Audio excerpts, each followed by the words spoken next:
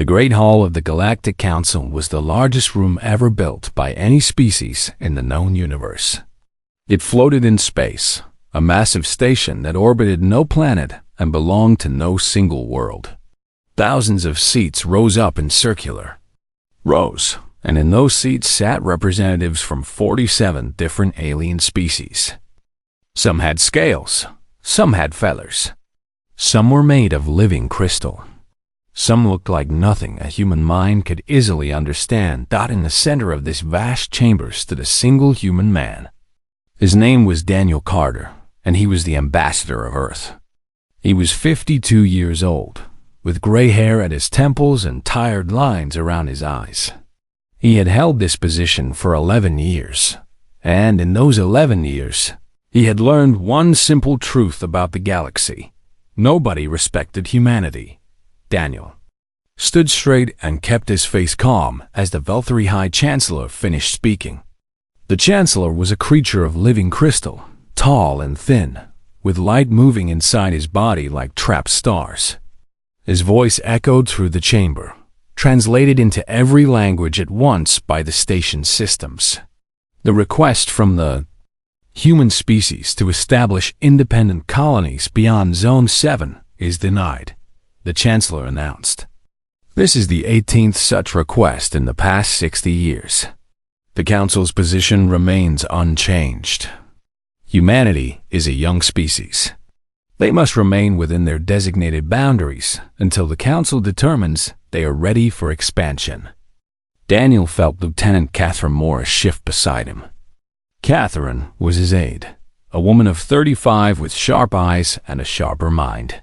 She had been with him for 6 years, and he knew exactly what she was thinking without looking at her face. This was the moment they had prepared for. The moment Earth had authorized 3 months ago. In a secret meeting that only 12 people knew about, Daniel took a slow breath. He thought about the 300 years since humanity had first made contact with alien life. 300 years of being told to wait. 300 years of being treated like children. 300 years of watching other species grow and expand while humanity was kept in a small corner of the galaxy, like a dangerous animal in a cage. He thought about the young people on Earth who had never known a time when their species was free. He thought about the scientists whose research was blocked by Council laws. He thought about the explorers who dreamed of distant stars, but were forbidden to chase them. Then he spoke. The United Earth Federation formally withdraws its membership from the Galactic Council, Daniel said. His voice was steady and clear. It carried to every corner of the massive chamber, effective immediately. For a long moment, nothing happened. The alien delegates stared at him as if he had suddenly started speaking a language their translators could not process. The concept was so foreign to them that their minds simply could not accept it. The Veltri Chancellor's crystal body flickered with colors Daniel had never seen before. Confusion, shock, perhaps even fear. "Ambassador Carter," the Chancellor said slowly, "you cannot be serious. No species has ever voluntarily departed from the Galactic Council. It has never happened in 10,000 years. Then we will be the first," Daniel replied. A wave of noise swept through the chamber. Alien voices rose in protest, in disbelief, in anger. Daniel heard shouts in languages he did not understand. He saw delegates rising from their seats, pointing at him with limbs and tentacles and appendages he could not name. The Chancellor raised his crystalline arms for silence. It took nearly a full minute for the noise to die down. "You do not understand what you are doing," the Chancellor said. "Outside the Council, your species will have no protection, no trade agreements, no access to our technology networks, no voice in galactic affairs. You will be alone." Daniel had prepared his answer to this for months. He had practiced it in front of mirrors, in front of his staff, in front of the President of the United Earth Federation herself. "We have been alone since we joined this council," he said. "We have been members for 300 years, and in that time we have been treated as lesser beings. Our requests are denied. Our contributions are dismissed. Our people are looked down upon by every species in this chamber." He paused and looked around the vast hall, meeting the eyes of as many delegates as he could. "You call us young, but we have existed as a civilization for 10,000 years. You call us aggressive, but we have never started a war with any council species. You call us unpredictable, but we have followed your laws perfectly for 3 centuries. His voice grew stronger now, carrying the weight of a species that had been patient for far too long. "The truth is that you are afraid of us. You see how fast we learn. You see how quickly we adapt. You see how our population grows and our ideas spread. You keep us contained because you fear what we might become if we were free." The Chancellor's crystal form pulsed with angry red light. "You are making a mistake, Ambassador. A terrible mistake. Perhaps," Daniel said, "but it is our mistake to make. Humanity thanks the Council for its hospitality over the past 300 years. We wish you well in all your future endeavors." He turned to Catherine and gave a small nod. Together, they walked toward the chamber's main exit. Their footsteps echoed in the sudden silence. Behind them, chaos erupted. Delegates shouted at each other. Some called for Daniel to be stopped. Others demanded emergency sessions. The careful order of the Galactic Council, maintained for 10,000 years, cracked like thin ice under heavy weight. As Daniel and Catherine reached the door, a voice called out from the crowd. It belonged to a Mithrani delegate, a small creature covered in soft blue fur. The Mithrani had always been kind to humans, treating them with more respect than most. "Ambassador Carter," the delegate called. "Where will you go? What will you do?" Daniel stopped at the door and looked back one final time at the assembly that had controlled his species for so long. "We will go home," he said simply, "and then we will become what we were always meant to be." He stepped through the door, and it closed behind him with a sound like the ending of an era. On the shuttle ride back to Earth, Catherine finally spoke. "Do you think we did the right thing?" Daniel watched the stars passing by outside the window. Somewhere out there, beyond the borders the Council had drawn, lay a universe full of possibilities that humanity had never been allowed to explore. "I think we did the only thing we could do," he said. "The Council would have kept us in that cage forever. At least now, whatever happens next, it will be our choice." Catherine nodded slowly. "The Council will be watching us, waiting for us to fail." "Yes," Daniel agreed. "They will expect us to come crawling back within a year, begging to rejoin." A small smile crossed his tired face. "They are going to be very surprised." The shuttle carried them through the darkness between stars, toward a world that was about to change in ways no one could yet imagine. Behind them, the Galactic Council scrambled to understand what had just happened. They ran simulations and held meetings and consulted ancient records. None of it helped them see what was coming. None of them understood that the day humanity departed was not an ending. It was a beginning, and the universe would never be the same. 5 years passed after humanity walked out of the Galactic Council.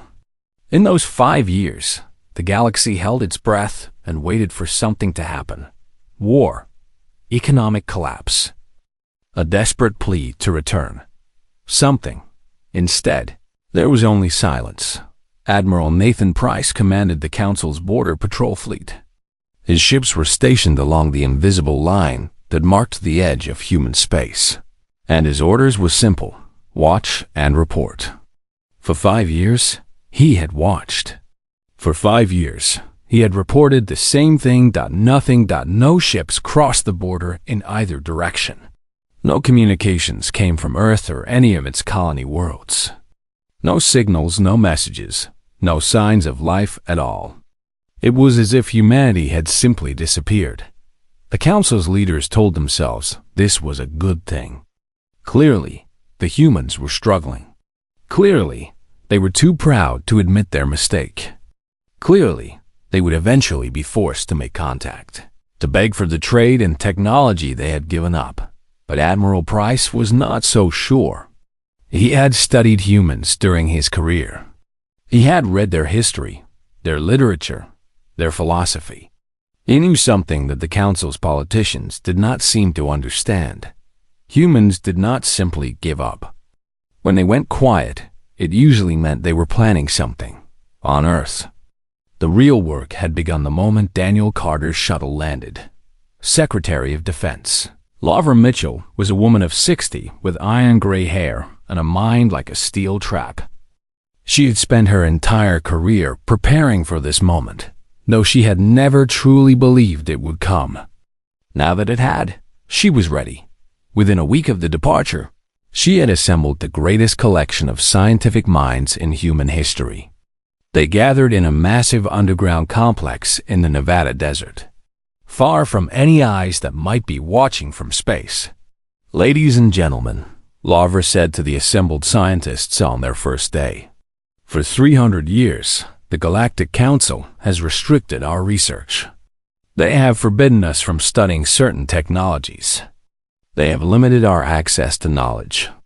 They have kept us weak." She paused and looked around the room at the brilliant men and women who would change everything. Those restrictions no longer apply.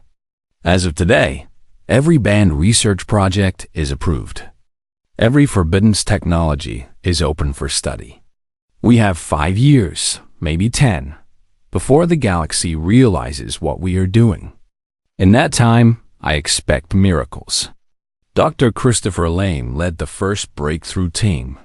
He was a young man, only 34, but his mind worked in ways that other scientists could barely follow. Within 6 months, his team had cracked the secret of faster-than-light communication that did not rely on the Council's relay network. The Council system is deliberately slow, Christopher explained to Lara during a late-night briefing. They designed it that way to control the flow of information. Our new system is 100 times faster and completely independent. Lavra nodded slowly, understanding the implications. If we can talk to each other without them listening, we can coordinate without them knowing. Exactly, Christopher said with a small smile. A year later, Dr. Patricia Gomez and her team developed a new form of energy generation. The Council's fusion technology was considered the peak of power production in the galaxy. Patricia's system produced 10 times more energy at a fraction of the cost. We had the theory for decades, Patricia told the assembled leaders. The Council's laws prevented us from testing it. They said it was too dangerous, that we were not ready. She shook her head. They were not protecting us. They were protecting themselves from us. The breakthroughs came faster after that. New materials, new weapons, new medical technologies that could cure diseases the Council considered untreatable. New ship designs that made the Council's fastest vessels look like children's toys. But perhaps the most important work was not in science. It was in organization. General Marcus Campbell was put in charge of restructuring Earth's military forces. He threw out the old strategies that have been designed to work within Council guidelines and built something new. Something that reflected what humanity actually was: adaptable, creative, and absolutely relentless. The Council species fight the same way they have fought for thousands of years, Marcus explained to his officers. They have not faced a real challenge in so long that they have forgotten how to adapt. If we ever face them in battle, we will not give them a war they understand. We will give them chaos and innovation and speed.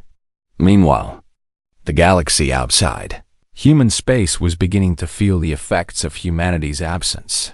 The Council's economy was more dependent on humanity than anyone had realized.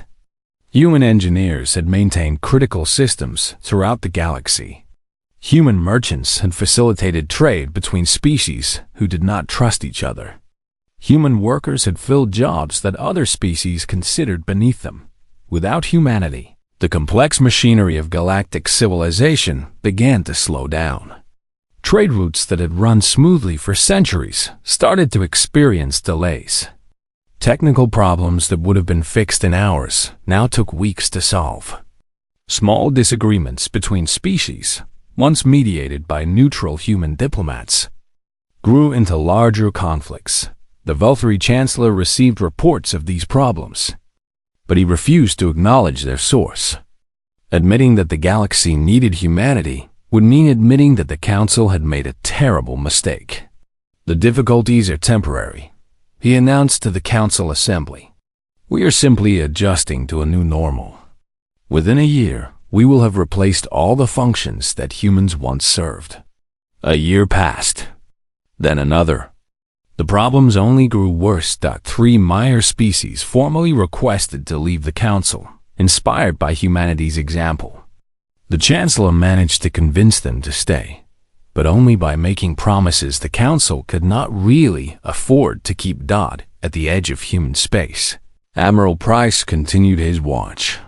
His sensors detected strange energy readings from deep within the border. Something was happening on the other side, something that produced power signatures unlike anything in the Council's databases. He sent his reports to the Council leadership, but they were ignored. They were too busy dealing with their growing internal problems to worry about what the humans might be building. This was their second great mistake. In the underground complex in Nevada, Laura Mitchell gathered her team leaders for a final briefing at the end of the 5th year. We have accomplished more in 5 years than we did in 3 centuries under Council rule, she said. Our technology has advanced beyond anything they have. Our military is stronger than they know. Our people are united in a way they have never been before. She looked around the room at the faces of the men and women who had made it all possible. But we are not doing this to conquer the galaxy. We are not doing this for revenge. We are doing this because someday the galaxy will face a threat that the Council cannot handle. And when that day comes, humanity will be ready to answer. Dr. Christopher Lane raised his hand. How do you know such a threat will come? Laura's expression grew dark. Because the universe is very large, and we are not the only ones watching the stars. Somewhere out there, something is waiting. And when it arrives, the Council's 10,000 years of peace will mean nothing. She was more right than she knew. And the day of reckoning was closer than anyone imagined. In the darkness between galaxies, something ancient stirred. It had slept for eons, drifting through the void, waiting for the right moment. Now, it sensed the warmth of a billion stars, and it began to wake. It was hungry. And it was coming. In the 8th year after humanity's departure, the Kethvari arrived. No one knew where they came from. One day, the sensors at the galaxy's outer edge detected movement. The next day, those sensors went silent. A week later, the first colony world fell. Commander Gregory Walsh was stationed at Outpost 7, a small military installation near the border of explored space. He was the first Council officer to see the enemy and survive long enough to send a report. There are thousands of them, he transmitted, his voice shaking. They are not ships. They are living things. Biological vessels, each one the size of a small moon. They move like a swarm, and they consume everything in their path. We hit them with everything we had. It did nothing. Nothing at all. His transmission ended with a scream and then static.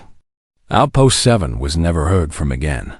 The Galactic Council responded with all the confidence of an organization that had maintained peace for 10,000 years.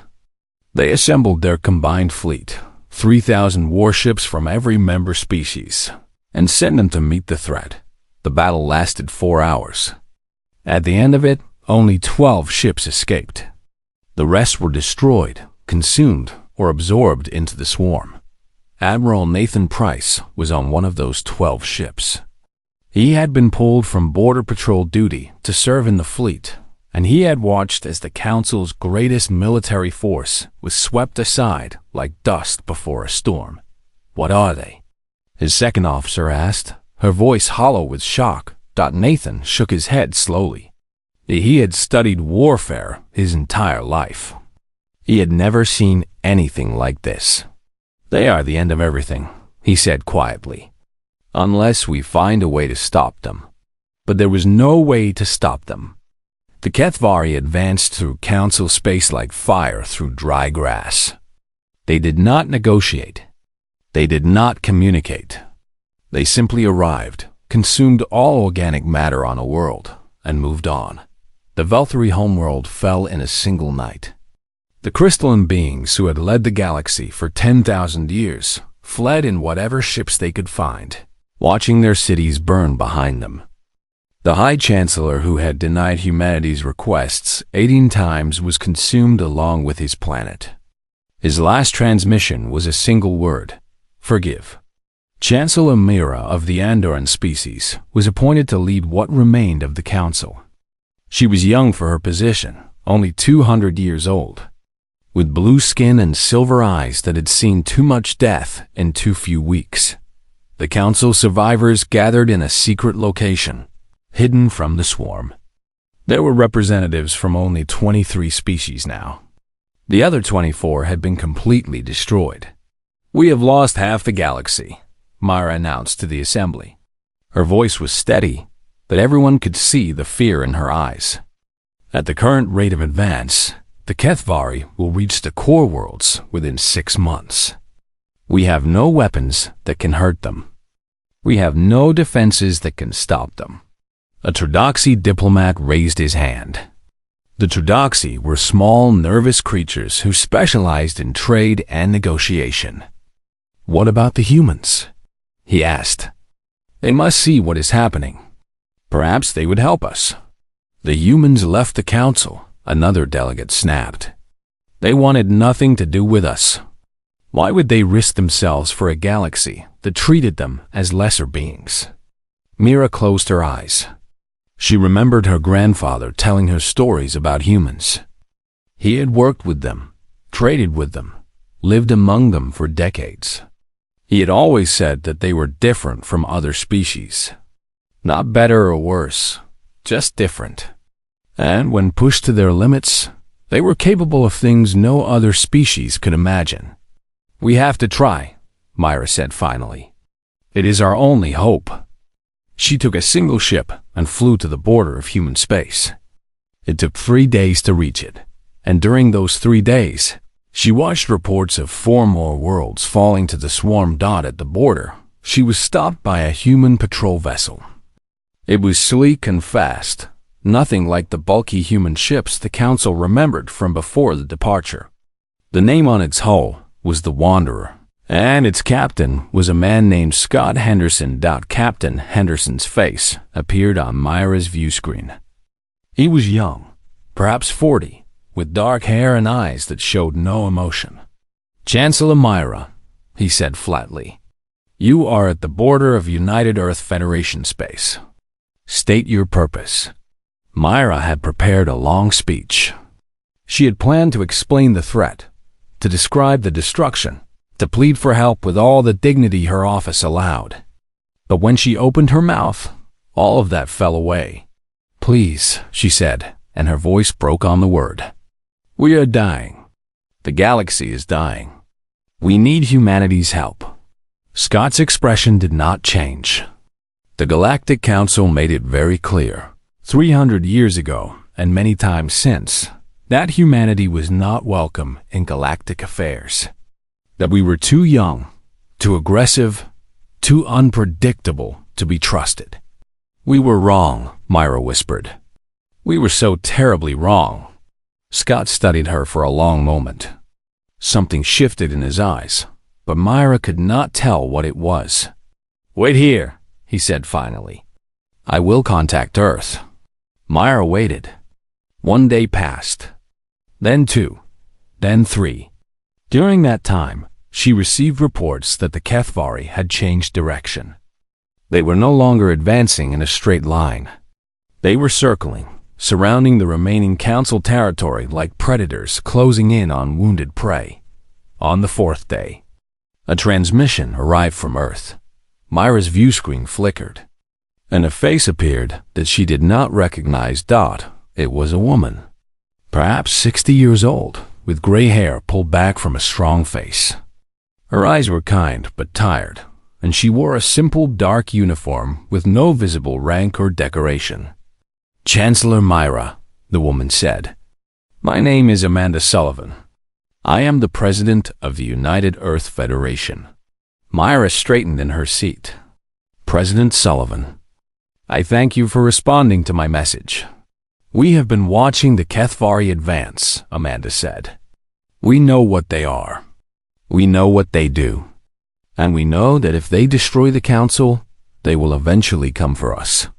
Hope flickered in Myra's chest. "Then you will help us?" Amanda was silent for a moment. When she spoke again, her voice was heavy. "For 300 years, the council kept humanity in a cage. You limited our growth. You restricted our research. You treated us as children who needed to be controlled." She paused. "Many of my people believe we should let the galaxy burn. They believe you deserve what is happening to you." Myra felt the hope dying inside her. "And what do you believe, President Sullivan?"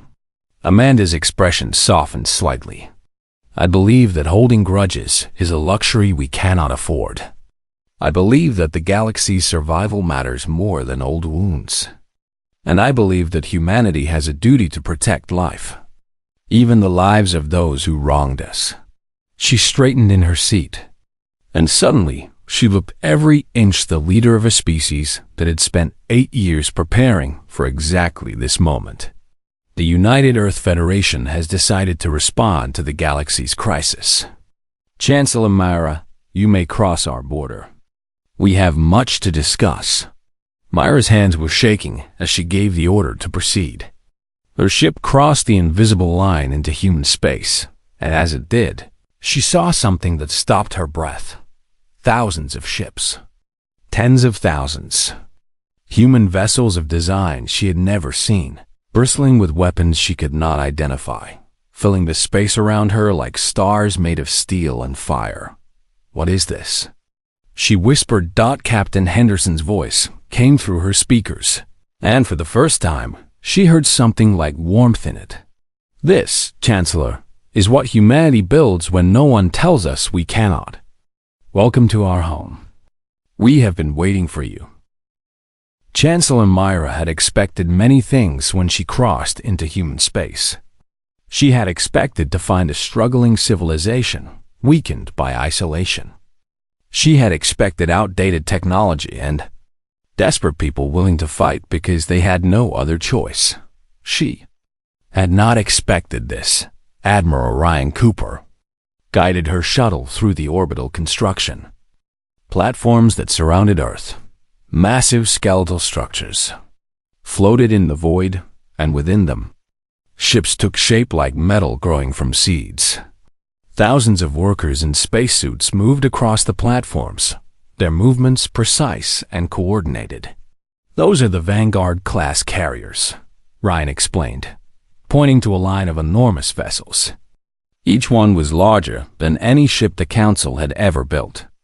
Each carrier holds 500 fighters and enough firepower to match a standard Council battle fleet. Myra stared at the ships, her mind refusing to accept what her eyes were showing her. "How is this possible? You were isolated for only 8 years." Ryan smiled. It was not a cruel smile, but there was something sharp in it. "The Council spent 300 years telling us what we could not do. When you tell humans they cannot do something, they tend to work very hard to prove you wrong." Captain Nicole Patterson sat at the helm of the shuttle, guiding it through the traffic of vessels that filled Earth's orbital space. She was young, barely 30, but she handled the controls with the easy confidence of someone who had grown up among the stars. "The Council's technology was designed to last for thousands of years without change," Nicole said. "That is not how humans think. We improve things. We break things apart and build them better. In 8 years, we made more advances than the Council made in 3 centuries. Myra looked out at the impossible fleet surrounding them. Why did you build so many warships? You could not have known the HFY were coming. Ryan and Nicole exchanged a glance. We knew something was coming, Ryan said quietly. The universe is too large for the Council's peace to last forever. We prepared for the day when that peace would end. The shuttle descended through Earth's atmosphere and landed in a city that Mira did not recognize. It was called Geneva, Ryan told her, and it was where humanity had first made contact with alien life. President Amanda Sullivan was waiting for them in a great hall filled with light. She stood beside a long table, flanked by generals and scientists and diplomats. Her expression was serious but not unkind. Around the table sat the remaining leaders of the Council, representatives from 12 surviving species out of the original 47. 35 species had been completely destroyed by the HFY. Their seats remained empty, a silent reminder of what had been lost. Please sit, Amanda said, gesturing to the chairs. We have much to discuss and not much time. Mira took her seat, feeling very small in this room full of humans. For 300 years, she had been taught that humans were a young and primitive species, barely worthy of Council membership. Now she sat in their home, surrounded by their impossible technology, begging for their help. Amanda remained standing. Let me be clear about the terms of our assistance, she said. Humanity will not be rejoining the Galactic Council. We will never again accept the restrictions and limitations that were placed upon us before. The Tradoxy representative raised a trembling hand. Then what do you propose? Alliance, Amanda said. A partnership of equals. No species will be considered superior or inferior. No species will be restricted or controlled. We will work together to defeat the HFY, and after that, we will build a new galactic order together. The Council representatives looked at each other. For 10,000 years, the hierarchy had been clear. Some species led and others followed. The idea of true equality was foreign to them, almost frightening, but they had no choice. Without humanity, they were all going to die. We accept, Mira said, speaking for all of them. Whatever terms you require, we accept. Amanda nodded slowly. Then let us discuss how we are going to save the galaxy. She gestured to General Marcus Campbell, who stepped forward and activated a holographic display. The galaxy appeared before them, marked with red zones where the HFY had already consumed everything. The HFY are a swarm intelligence, Marcus explained. Billions of biological ships controlled by a single hive mind. They do not think like individuals. They think like a single massive organism with one purpose: consume and expand. We know this, a Mithrani delegate said sadly. We have been studying them since they arrived. But their biology makes them almost impossible to kill. They absorb energy weapons. They repair physical damage almost instantly. Nothing we have works against them. Marcus smiled. It was not a pleasant smile. That is because you have been fighting them the wrong way. You have been treating them like a conventional enemy. They are not. They are a network, and like all networks, they have a weakness. He pointed to several large shapes in the holographic display. These are the Queen ships. There are approximately 100 of them scattered throughout the swarm. They generate the psychic signal that controls all the other HFY. Destroy the queens, and the swarm loses coordination. The individual ships become confused, purposeless. Easy targets. We tried to destroy the queen ships, Admiral Nathan Price said. He had arrived with the Council refugees and now sat among them, his uniform torn and stained. Our weapons could not penetrate their defenses. Your weapons could not, Marcus agreed. Ours can. He gestured, and the display changed to show a strange device. a long, thin missile covered in crystalline structures. We call them resonance missiles. They do not try to burn through the Queen's defenses. Instead, they match the frequency of the psychic signal and amplify it until it tears the Queens apart from the inside. His smile grew sharper. We tested them on captured HFY specimens. They work. Myra stared at the weapon. How did you develop this? The Council's best scientists studied the HFY for months and found no weakness. The Council scientists were looking for a way to fight the swarm directly, Dr. Christopher Lane said. He had been standing quietly in the corner, watching the proceedings. We looked for a way to break it apart. A different approach to the same problem. President Sullivan stepped forward again. We have enough resonance missiles to destroy every Queen ship in the swarm. We have enough warships to protect them while they do their work. What we need from you is information. The current position of the HFY, their movement patterns, the location of the Queen ships. We will give you everything we have, Myra said immediately. All our data, all our intelligence, everything. Good. Sullivan nodded. Then we launched the counterattack in 3 days. The Council representatives gasped. 3 days? That is not enough time to plan a proper campaign. The logistics alone would take months. General Campbell laughed. It was a warm, genuine sound. With respect, Chancellor, you are thinking like Council military planners. You are thinking about careful preparation and overwhelming force and minimizing risk. He shook his head. That is not how humans fight. We fight with speed and surprise and adaptability. By the time the HFY understand what is happening, it will already be over. Myra looked around the room at the human faces. They were not nervous.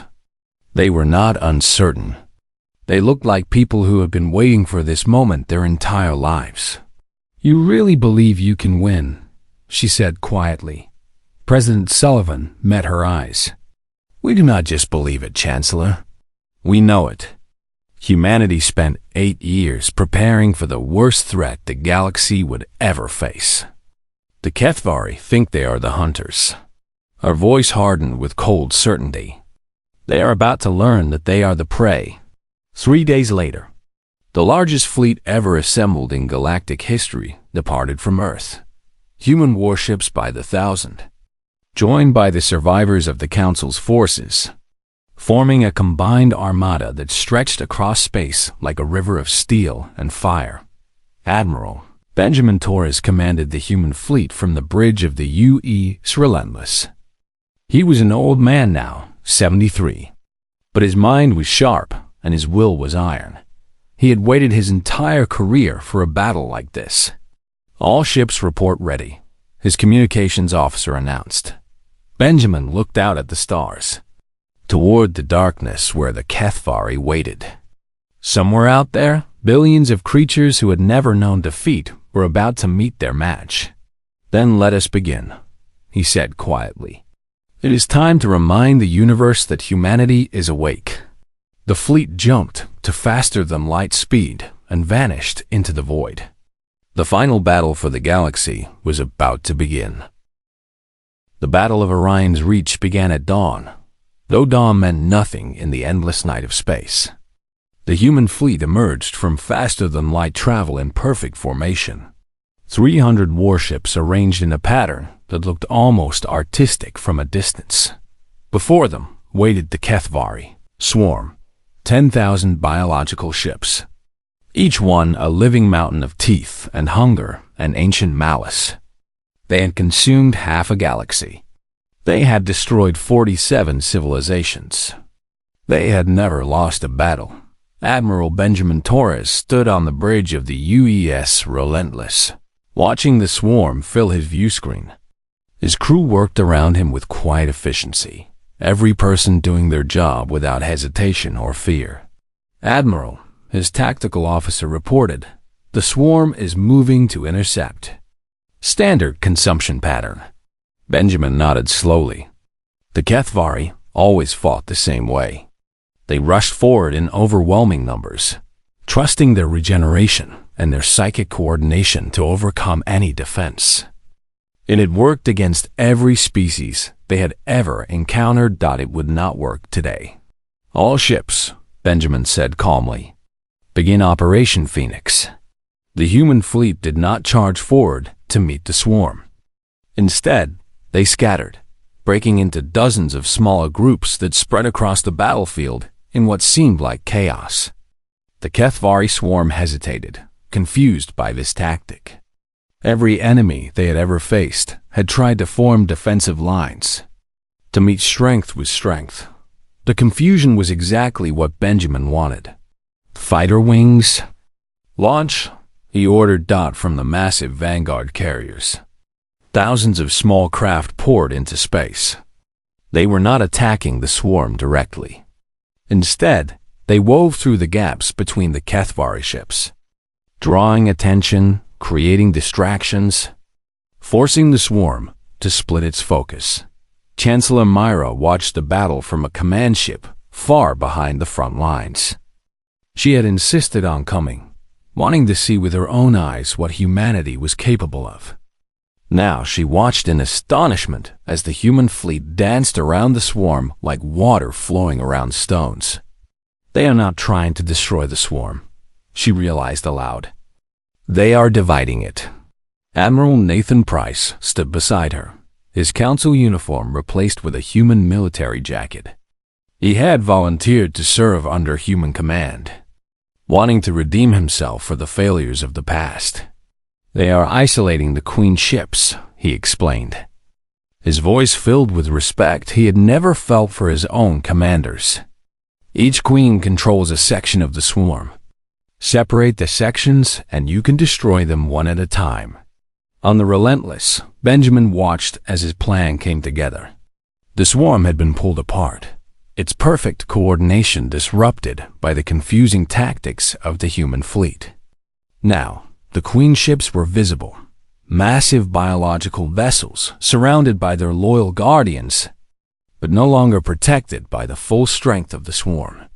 "All resonance missile carriers," Benjamin said. "You have your targets. Fire at will." Across the battlefield, specialized human ships launched their deadly cargo. The resonance missiles streaked through space, too fast for the HFY to intercept. They struck the Queen ships and burrowed inside, their crystalline warheads beginning to vibrate at frequencies no living thing could withstand. The first Queen ship exploded in a burst of light and organic matter. Around it, thousands of HFY ships suddenly stopped moving, their connection to the hive mind severed. They drifted aimlessly, no longer knowing what to do. Then the second Queen died, and the third, and the fourth. The swarm began to panic. For the first time in its ancient existence, it felt something it had never experienced before: fear. It tried to retreat, to regroup, to protect its remaining queens. But the human fleet was everywhere, cutting off escape routes, hunting down every Queen ship with relentless precision. Commander Stephanie Banks led the ground forces that would reclaim the first fallen world. Her troops waited in their landing craft, watching the space battle through small viewports. "The swarm is breaking," someone said with wonder in their voice. Stephanie nodded grimly. "But there will be remnants, survivors. Our job is to make sure they cannot recover." By the time the sun set on Orion's reach, the battle was over. 93 of the 100 Queen ships had been destroyed. The remaining 7 fled into the void between galaxies, their swarm reduced from 10,000 ships to barely 100. The human fleet had lost 47 vessels. It was the greatest victory in the history of warfare, and it had cost humanity less than 1% of their total force. The war continued for 3 more years, but its outcome was never in doubt. Humanity led the combined fleet in a systematic campaign to hunt down every last remnant of the HFY. They reclaimed fallen worlds. They rescued survivors hiding in ruins and wreckage. They rebuilt what the swarm had destroyed, Commander Stephanie Banks led the liberation of 12 worlds. On each one, she planted the flags of both humanity and whatever species had once called that world home. She spoke the same words at each ceremony. You are not alone anymore. We are here. Dr. Christopher Lane developed new technologies that accelerated the recovery. His team created methods to cleanse HFY contamination from planets, to restore ecosystems that had been consumed, to heal wounds that had seemed permanent. This is what humanity does, he told a gathering of alien scientists who had come to learn from his work. We solve problems. We fix things. We do not accept that anything is impossible. When the final Queen ship was destroyed, President Amanda Sullivan addressed the galaxy from a platform floating in the void at the galaxy's edge. Behind her stood representatives from every surviving species, human and alien alike. The threat is ended, she declared. The HFY are no more. But this is not a time for celebration alone. It is a time for reflection. She paused, looking out at the endless stars. The old Galactic Council failed because it was built on fear. Fear of change. Fear of new ideas. Fear of species like humanity who did not fit into comfortable categories. Her voice grew stronger. The new alliance will be different. It will be built on trust, on cooperation, on the understanding that every species has something valuable to contribute. She turned to face the assembled delegates directly. There will be no more restrictions based on age or origin. There will be no more designated zones or forbidden technologies. Every species will be free to grow, to explore, to become whatever they are capable of becoming. And humanity will stand beside you, not as your masters, not as your guardians, but as your partners and your friends. The response came from every corner of the galaxy. Voices raised in languages that humans could not speak, celebrating a future that suddenly seemed bright with possibility. Admiral Benjamin Torres stood beside Chancellor Mira as the ceremony ended. The old warrior and the young diplomat watched the celebration spreading across the fleet. You saved us, Mira said quietly. After everything we did to your species, you saved us. Benjamin shook his head slowly. We did not save you for revenge, and we did not save you for gratitude. We saved you because it was the right thing to do. Myra's crystalline form flickered with emotion. The council always believed that strength came from control, from keeping order, from preventing change. And you nearly destroyed yourselves because of it, Benjamin said. True strength does not come from holding others back. It comes from lifting them up. Myra was silent for a long moment. We underestimated humanity, she finally said. For 300 years, we thought we were protecting the galaxy by keeping you contained. Instead, we nearly destroyed it. Benjamin smiled. It was a tired smile, the smile of a man who had seen too much death but still believed in hope. The day you pushed humanity away was the day we stopped waiting for permission to become what we were meant to be. Perhaps, in a strange way, we should thank you for that. And what are you meant to be? Mira asked. Benjamin looked out at the stars, at the infinite possibilities stretching before them. Humanity is meant to be the bridge between worlds, he said. The hand that reaches out to those in need. The voice that speaks for those who cannot speak for themselves. We are meant to be the species that never gives up, never stops fighting, never accepts that anything is impossible. He turned to face her, and his eyes were bright with certainty. We are meant to be the best of what sapient life can be. And now, finally, we are free to prove it. The universe had indeed changed forever. The old order was gone, swept away by fire and war and the unstoppable force of human determination. In its place, something new was being born, a galaxy where every species had a voice, where cooperation replaced control, where the future was limited only by the courage to reach for it. And humanity, once dismissed as too young and too aggressive to matter, now stood at the center of it all. Not as conquerors, but as leaders. Not as masters, but as examples. The stars themselves seemed brighter that night, as if the cosmos was celebrating the dawn of a new era. An era that would last for 10,000 years and beyond. An era that began on the day humanity departed the Galactic Council and changed the universe forever. This was humanity's gift to the galaxy. Not just salvation from the and in every corner of the galaxy. On every world and every station and every ship. Beings of 100 different species looked up at the stars and knew, finally, that they were not alone. They never would be again.